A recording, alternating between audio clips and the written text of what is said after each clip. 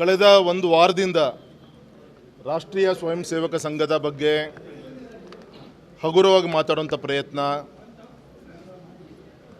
ನಮ್ಮ RSSನ ಶಾಖೆಗಳು ಏನು ನಡೀತಾ ಇದೆ ಅಲ್ಲಿ ನಿರ್ಬಂಧ ಹೇರುವಂಥ ಒಂದು ಪ್ರಯತ್ನ ಸಾರ್ವಜನಿಕ ಸ್ಥಳಗಳಲ್ಲಿ ಮಾಡಬಾರ್ದು ಅಂಥೇಳಿ ಇವ್ರಿಗೆ ನೇರವಾಗಿ ರಾಷ್ಟ್ರೀಯ ಸ್ವಯಂ ಸೇವಕ ಸಂಘ ಅಂತ ಹೇಳೋಕ್ಕೆ ತಾಕತ್ತಿಲ್ಲದೆ ಎಲ್ಲ ಸಂಘ ಸಂಸ್ಥೆಗಳು ಅನ್ನೋ ರೀತಿಯಲ್ಲಿ ಹೇಳ್ತಾ ಇದ್ದಾರೆ. ಇನ್ನು ಗೌರವಿತ ಸಿದ್ದರಾಮಯ್ಯನವರು ಹೇಳ್ತಾ ಇದ್ರು, ಜಗದೀಶ್ ಶೆಟ್ಟರ್ ಅವತ್ತು ಆದೇಶವನ್ನು ಮಾಡಿದರು ಅಂಥೇಳಿ.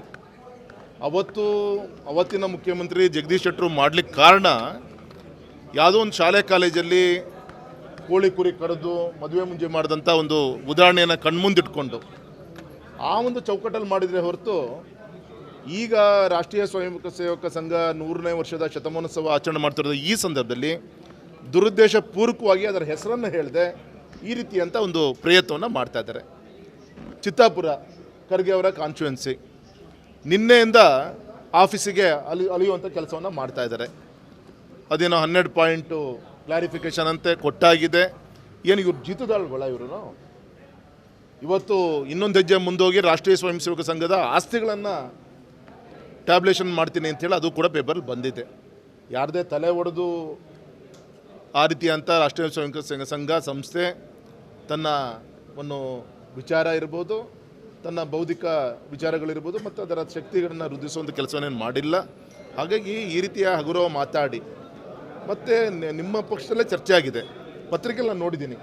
ನಿಮ್ಮ ಪ್ರಿಯಾಂಕಾ ಖರ್ಗೆ ನಿಮ್ಮ ಈ ಒಂದು ಪ್ರಯತ್ನಕ್ಕೆ ನಿಮ್ಮ ಸಾಥಿಗಳಾದಂಥ ಕ್ಯಾಬಿನೆಟ್ ಮಂತ್ರಿಗಳು ಸಾಥ್ ಕೊಟ್ಟಿಲ್ಲ ಅಂಥೇಳಿ ನಿಮ್ಮ ತಂದೆ ನೋವನ್ನು DCM ಮುಂಭಾಗದಲ್ಲಿ ಮುಂದೆ ಅವರು ಹೇಳ್ಕೊಂಡಿದ್ದಾರೆ ಅನ್ನೋದು ಕೂಡ ಪತ್ರಿಕೆಗಳು ನಾನು ನೋಡಿ. ಎಷ್ಟು ನಿಜನ ಸುಳ್ಳು ನಂಗೆ ಗೊತ್ತಿಲ್ಲ, ಅದು ನಿಜ ಅಂತೂ ಹೌದು. ನಿಮ್ಮ ಪಕ್ಷದಲ್ಲೇ ಒಂದು ಬೇರೆ ಬೇರೆ ರೀತಿಯಂಥ ಮಾತುಗಳನ್ನು ನಾವು ಕೇಳ್ತಾ ಇದ್ದೀವಿ. ಹಾಗಾಗಿ ನಿಮ್ಮ ಕಾಂಗ್ರೆಸ್ಸಿನ ಒಂದು ಬೌದ್ಧಿಕ ಅಧಪತನಕ್ಕೆ ಇದೊಂದು ದೊಡ್ಡ ಒಂದು ಉದಾಹರಣೆ. ಇವತ್ತು ಗೌರವಂತ ಸಿದ್ದರಾಮಯ್ಯನವರು ರಾಷ್ಟ್ರೀಯ ಅಧ್ಯಕ್ಷರಾದಂಥ ಮಲ್ಲಿಕಾರ್ಜುನ ಖರ್ಗೆ ಅವರ ಸುಪುತ್ರ ಪ್ರಿಯಾಂಕಾ ಖರ್ಗೆ ಅವರು ಎಲ್ಲಿ ಅವ್ರ ಮಾತಿಗೆ ನಾನು ಬೆಲೆ ಕೊಡಲಿ, ನನ್ನ ಮುಖ್ಯಮಂತ್ರಿ ಸ್ಥಾನ ಎಲ್ಲ ಅಲ್ಲಾಡೋದು ಅಂತೇಳಿ ಪಾಪ ಅವರಿಗೆ ಹರಿಪ್ರಸಾದ್ ಅವರಿಗೆ ದೊಡ್ಡ ದೊಡ್ಡ ಹೇಳಿಕೆಗಳನ್ನು ಕೊಟ್ಟು ಆದಷ್ಟು ಬೇಗ ನಾಳೆ ಆಗುವಂಥ ಮಂತ್ರಿಮಂಡಲದ ರಚನೆಯಲ್ಲಿ ಎಲ್ಲಿ ತೂರ್ಕೊಬೋದು ಅಂತೇಳಿ ಅವರಿಗೆ ಆತುರ. ಅವರಿಗೆ ಇನ್ನು ಕೆಲವು ಜನರಿಗೆ ಅವರ ಮಂತ್ರಿ ಸ್ಥಾನವನ್ನು ಉಳಿಸ್ಕೊಳಕ್ಕೋಸ್ಕರ ರಾಷ್ಟ್ರೀಯ ಅಧ್ಯಕ್ಷರ ಒಂದು ಆಶೀರ್ವಾದ ಬೇಕಾಗಿದೆ. ಅದು ಪ್ರಿಯಾಂಕಾ ಮುಖಾಂತರ ಮಾಡಲಿಕ್ಕೆ ದೊಡ್ಡ ದೊಡ್ಡ ಹೇಳಿಕೆಗಳನ್ನು ಕೊಡ್ತಾ ಇದ್ದಾರೆ. ಜನ ನಗ್ತಾ ಇದ್ದಾರೆ. ಇವತ್ತು ಈ ರೀತಿಯಂಥ ಅನೇಕ ಪ್ರಯತ್ನಗಳನ್ನು ಮಾಡಿ ಈಗಾಗಲೇ ದೇಶದಲ್ಲಿ ಎಲ್ಲೋ 1-2 ರಾಜ್ಯದಲ್ಲಿ ನೀವು ಉಳ್ಕೊಂಡಿದ್ದೀರಿ. ಇದೇ ತಪ್ಪನ್ನು ನೀವು ಮಾಡ್ಕೊತ ಹೋದರೆ ಕೊನೆ ಮಳೆಯನ್ನು ಹೊಡೆಯುವಂಥ ಕೆಲಸ ರಾಷ್ಟ್ರೀಯ ಅಧ್ಯಕ್ಷರ ಮಗ ಪ್ರಿಯಾಂಕಾ ಮುಖಾಂತರ ಇದಾಗುತ್ತೆ ಅಂತ ನಾನು ಹೇಳ್ತೀನಿ.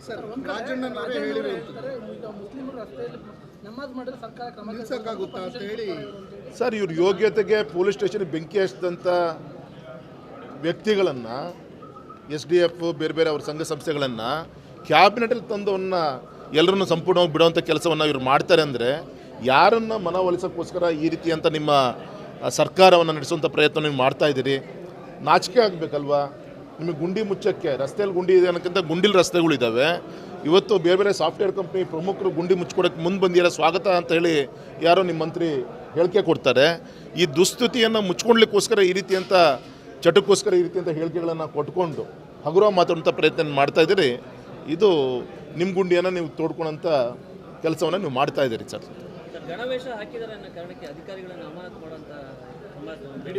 ಸರ್, ಖರ್ಗೆ ಅವರು ಪ್ರಿಯಾಂಕಾ ಅವರು ಬರೆದಂಥ ಪತ್ರದಲ್ಲಿ ಒಂದು ಕೈಯಲ್ಲಿರುವಂಥ ಲಾಠಿಯನ್ನು ಪ್ರಶ್ನೆ ಮಾಡಿದ್ದಾರೆ. ಇನ್ನೊಂದು ಅವ್ರು ಬರೆದಂಥ ಪತ್ರ ರಾಷ್ಟ್ರ ವಿರೋಧ ಚಟುವಟಿಕೆಗಳಿಗೆ ಅಂತ ಹೇಳ್ತಾರೆ.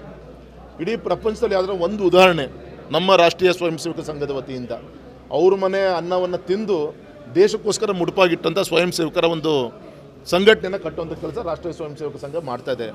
ಅದು ಬಿಟ್ಟು ಈ ರೀತಿಯಂಥ ದಂಡದ ಬಗ್ಗೆನೂ ಕೂಡ, ಕೈಯಲ್ಲಿರೋಂಥ ಕೋಲಿನ ಬಗ್ಗೆ ದಂಡದ ಬಗ್ಗೆನೂ ಕೂಡ ಹಗುರ ಮಾತಾಡ್ತೀರಿ. ಯಾವನೋ ಒಬ್ಬ ಟಿಫಿನ್ ಕೇರಲ್ಲಿ ಬಾಂಬ್ ಬಿಟ್ಕೊಂಡು ಬ್ಲಾಸ್ಟ್ ಮಾಡ್ಕೊಂಡು ಅವನನ್ನು ನಮ್ಮ ಬ್ರದರ್ಸ್ ಅಂತ ಹೇಳೋಂಥ ಪ್ರಯತ್ನ ನೀವು ಮಾಡ್ತೀರಿ. ಹಾಗಾಗಿ ನಿಮ್ಮ ನಡೆ ಇದೆಲ್ಲದೂ ಕೂಡ ಗಮನಿಸ್ತಾ ಇದ್ದೀರಿ. ನಿನ್ನೆ ನೋಡಿದೆ ಪೇಪರ್ 40,000 ಕೋಟಿ KPTCL ಪೇಮೆಂಟ್ ಬಾಕಿ ಇರೋದು. ಇವ್ರ ಸಬ್ಸಿಡಿ ಇವರ ವಿಚಿತ್ರವಾದಂಥ ಇವರು ಸರ್ಕಾರ ಏನು ಮಾಡ್ತಾ ಇದ್ದಾರೆ, ಬಾಕಿ ಇದೆ ಅವ್ರದ್ದು. ನಾಳೆ ರಾಜ್ಯ ಅಡ ಇಟ್ಟರು ಕೂಡ ಆಶ್ಚರ್ಯ ಪಡೋಲ್ಲ, ದುಸ್ಥಿತಿ ಬರುತ್ತೆ. ಇದು ಪಾಪ ಎ ಖಾತಾ ಬಿ ಖಾತಾ ಮಾಡ್ತೀಯ, ರೆವಿನ್ಯೂ ದುಂಡು ಮಾಡ್ಕೊಳ್ಳೋಕ್ಕೋಸ್ಕರ ಮಾಡ್ತೀಯಾರೆ, ಬಡವರಿಗೆ ಅನುಕೂಲ ಆಗಲಿ. ನಿಮ್ಮ ಯಡಿಯೂರಪ್ಪನವ್ರು ಮುಖ್ಯಮಂತ್ರಿಗಳಿದ್ದಾಗ ಸುಪ್ರೀಂ ಕೋರ್ಟಲ್ಲಿ ಇತ್ತು ಈ ಇಶ್ಯೂ, ಬಿ ಖಾತಾ ಮಾಡಲಿಕ್ಕೆ ಎ ಖಾತಾ ಮಾಡಲಿಕ್ಕೆ ಇವೆಲ್ಲ ವಿಚಾರ ಇವತ್ತು ರಿಲೀಸ್ ಆಗಿದೆ, ಒಳ್ಳೆಯದಾಗಲಿ. ಆದರೆ ಈ ರೀತಿಯಂಥ ನಿಮ್ಮ ಅಹಮ್ಮಿನ ಒಂದು ಅಹಂಕಾರದ ಒಂದು ಹೇಳಿಕೆಗಳನ್ನು ಪ್ರಯತ್ನಗಳು ನೀವೇನು ಮಾಡ್ತಾ ಇದ್ದೀರಿ ಅದು ಕೊನೆಯಾಗಬೇಕು. ಇಲ್ಲಾಂದರೆ ಎಲ್ಲ ಸೂಕ್ಷ್ಮವಾಗಿ ಗಮನಿಸ್ತಾ ಇದ್ದಾರೆ, ನಮ್ಮ ರಾಷ್ಟ್ರೀಯ ಸ್ವಯಂ ಸೇವಕ ಸಂಘದ ಪ್ರಮುಖರು ಗಮನಿಸ್ತಾ ಇದ್ದಾರೆ, ನಮ್ಮ ಪಕ್ಷದ ನಾಯಕರುಗಳು ಕೂಡ ನಾವು ಗಮನಿಸ್ತಾ ಇದ್ದೀವಿ. ಬಿಹಾರ್ ಚುನಾವಣೆ ಆಗಲಿ, ಎಲ್ಲ ಹಂತವಾಗಿ ಇವೆಲ್ಲದಕ್ಕೂ ಉತ್ತರ ಕೊಡುವಂಥ ದಿನಗಳು ದೂರ ಇಲ್ಲ ಅಂತ ನಾನು ಹೇಳಲಿಕ್ಕೆ ಇಚ್ಛೆ. ಎಸ್ ಸರ್, ಅವರು ಪಾಪ ವಾರ್ನಿಂಗ್ ಮಾಡಿದ್ದಾರೆ ಗುತ್ತಿಗೆದಾರರು. ನಿನ್ನೆ ಪಾಪ ಏನೋ ನೀರ್ಗಂಟಿ 6 ತಿಂಗಳು ಸಂಬಳ ಕೊಟ್ಟಿಲ್ಲ ಅಂತೇಳಿ ನೇಣು ಹಾಕೊಂಡೆ ಯಜಮಾನ. ಮೊನ್ನೆ ಸರ್ವೆಲ್ಲಿದ್ದಂಥ ಹೆಣ್ಮಗಳು ಹೋಗಿ ಬಾವಿ ಹಾರಿದಾಳೆ, ಅದೇನಂತ ನಮಗೆ ಗೊತ್ತಿಲ್ಲ. ಇದೇ ನಮ್ಮ ಶಿವಮೊಗ್ಗದ ಎಸ್ ಟಿ ನಿಗಮದ ಅಧಿಕಾರಿ ನೇಣು ಹಾಕೊಂಡ. ಪೊಲೀಸ್ ಅಧಿಕಾರಿಗಳಿಗೆ ಪ್ರಾಮಾಣಿಕವಾಗಿ ಕೆಲಸ ಮಾಡುವಂಥ ಒಂದು ನೈತಿಕತೆ ಈ ಸರ್ಕಾರ ಕೊಡ್ತಾ ಇಲ್ಲ. ಒಬ್ಬ ಪೊಲೀಸ್ ಅಧಿಕಾರಿ ಟ್ರಾನ್ಸ್ಫರ್ ಇದರಿಂದ ನೇಣು ಹಾಕ್ಕೊಂಡ್ರು. ಈ ರೀತಿಯಂಥ ಘಟನೆಗಳು ಇವತ್ತು ನಡೀತಾ ಇದೆ. ಇವತ್ತು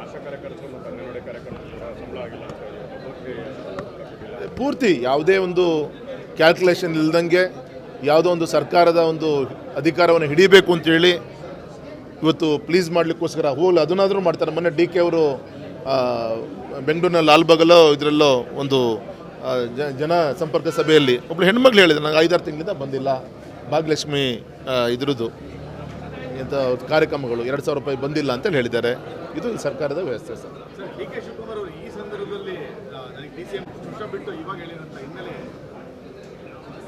ಹೌದು, ಅವರೇ ಹೇಳ್ಬೇಕು ಸರ್. ನಮ್ಮ ಅದೇ